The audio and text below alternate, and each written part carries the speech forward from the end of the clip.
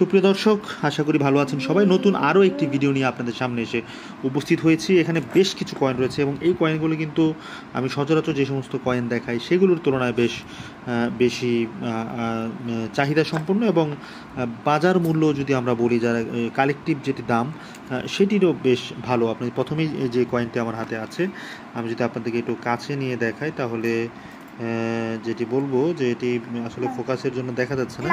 এটা কিন্তু মালয়েশিয়ার 1 রিঙ্গিত। আপনারা দেখতে পাচ্ছেন যারা কয়েন চেনেন, 1993 সালে মালয়েশিয়ার 1 রিঙ্গিতের একটি কয়েন। আমার হাতে রয়েছে এটি ব্রিটিশ পাউন্ড 1 পাউন্ডের কয়েন। 1 পাউন্ডের এই কয়েনটি আসলে যদি আপনাদেরকে সেই সনটি দেখাতে চাই, 1985 সালের একটি 1 পাউন্ড। আমার হাতে রয়েছে আরও একটি সুন্দর কয়েন রানী এলিজাবেথের। এটিও কিন্তু আসলে 20 পেন্স, 1982 সালের।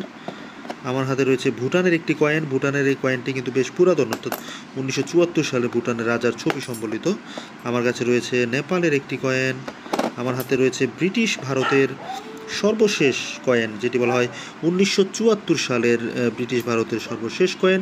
এটি কিন্তু 1947 সালে যখন ভারত পাকিস্তান আলাদা হয় সেই সময়কার কয়েন।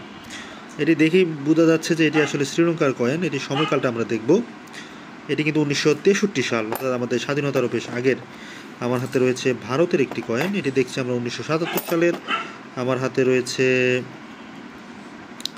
2 শিলিংস 1948 সালের, অর্থাৎ ভারত পাকিস্তান ভাগ হওয়ার পরের সময়। এটি কিন্তু জর্জ 6-এর সময়কার।